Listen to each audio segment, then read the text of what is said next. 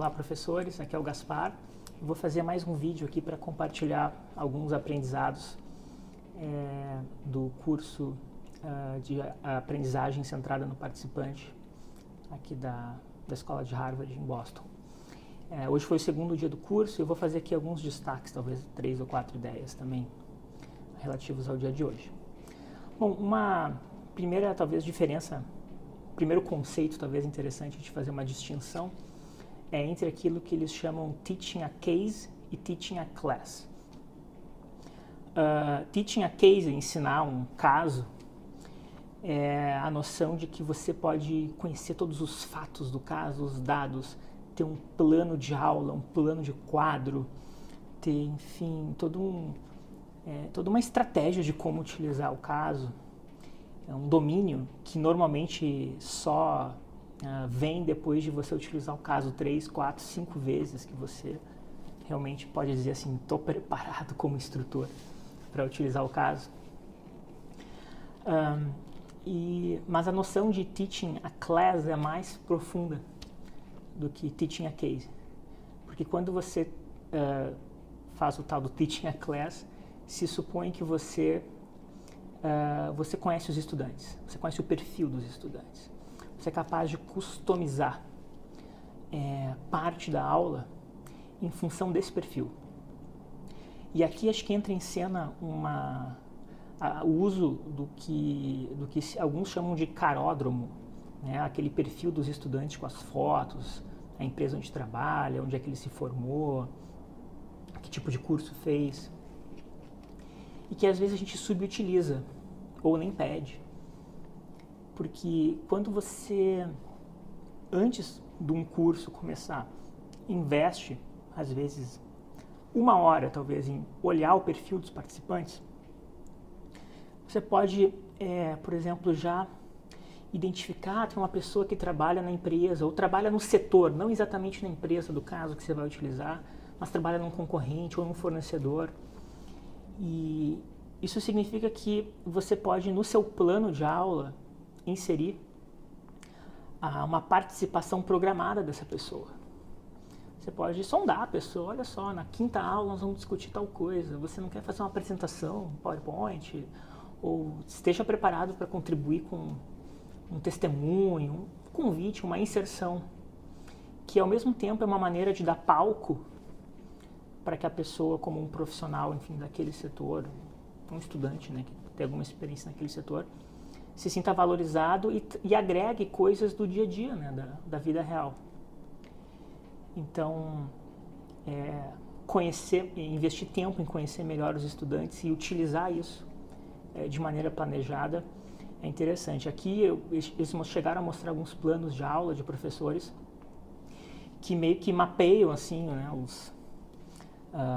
qual o perfil dos estudantes e já meio que separam quem que vai receber um cold call, aquela chamada em qual aula, justamente baseado no seu histórico profissional.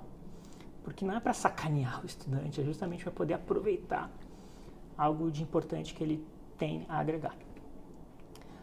Bom, o segundo aspecto aqui do segundo dia, que eu acho que eu poderia destacar, é a questão da linguagem corporal, do body language. E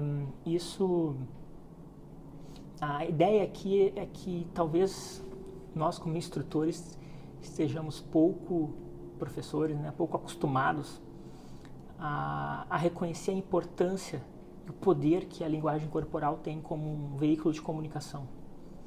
Então a questão de você usar o espaço da sala de aula para caminhar, para se aproximar, usar mais gestos, né, é uma coisa um pouco interpretativa.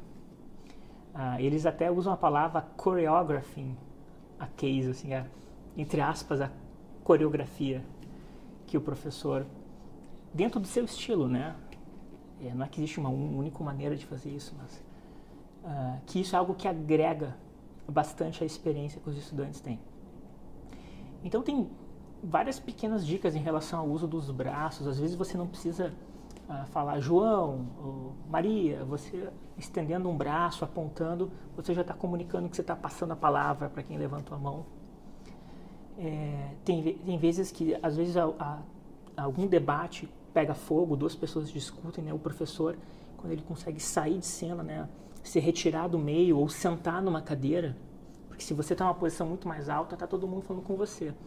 Se você consegue sentar numa cadeira durante um debate, o debate pega mais fogo ainda, se é isso que você quer. Então, o próprio uso de caminhar em sala de aula, né? As nossas salas de aulas não são muito preparadas para um professor que se move. No Brasil, normalmente não são. Mas se você puder escolher uma sala de aula que tem maior mobilidade, é uma coisa importante. Além da questão de ter bastante quadro para você escrever, tentar reservar uma sala que tenha um maior grau de mobilidade para você poder circular em sala de aula, porque isso faz diferença. E talvez o último ponto que eu vou destacar hoje aqui é a questão da distribuição de perguntas prévias, né, aquilo que se chamam de assignment questions. Então, essa é uma questão de bastante interesse, acho que, dos professores no Brasil, se eu devo ou não distribuir as perguntas do caso antes, né, uma semana antes ou alguns dias antes da aula em que o caso vai ser discutido. Não tem uma resposta do tipo certo ou errado para isso, mas existem as consequências de usar ou não usar.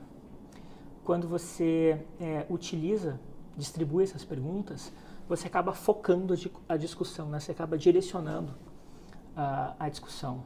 E isso pode ser bom, porque às vezes um caso permite que você discuta tantas coisas, ter tantos caminhos diferentes, e isso pode gerar uma dificuldade de conseguir conduzir a discussão para os objetivos de aprendizado da disciplina, enfim, que estão planejados para aquela sessão, né? A função do caso no seu programa. Por outro lado, ao distribuir as perguntas, você acaba talvez limitando, em parte, as possibilidades que algum estudante poderia trazer e aportar. Talvez alguém tivesse uma perspectiva inovadora, muito diferente, que pudesse agregar muito, mas por causa do framing das questões, né, que foram oferecidas e distribuídas, a pessoa já tira o pé, não, aquilo que eu pensei não faz parte. Também você tem ao distribuir as questões, às vezes você tem um risco de uma infantilização, entre aspas, do processo de discussão, porque alguns estudantes acabam, vamos responder a perguntinha aqui, sabe? Então, assim, os estudantes têm que encarar essas perguntas com algum grau de maturidade também. Mas, talvez a coisa mais importante em relação a essas assignment questions é não utilizar elas como discussion questions, como o seu roteiro de discussão substantiva em sala de aula no plenário. Ou seja, recomendam que, se você optar por distribuir, ao começar a aula, ao conduzir a aula, você não use as mesmas perguntas. Porque se você usar, a sua aula vai ser muito previsível. Parece que as pessoas, parece que vai estar uma coisa que você vai estar repetindo um roteiro que já foi dado. Então, acho que essa é uma questão importante. Se você quer discutir 3 ou 4 ou 5 questões substantivas em sala de aula, e são as suas questões de discussão, os temas, não utilize essas perguntas para distribuir. Formule outras. E a questão assim, não é de semântica, de trocar as palavras, né?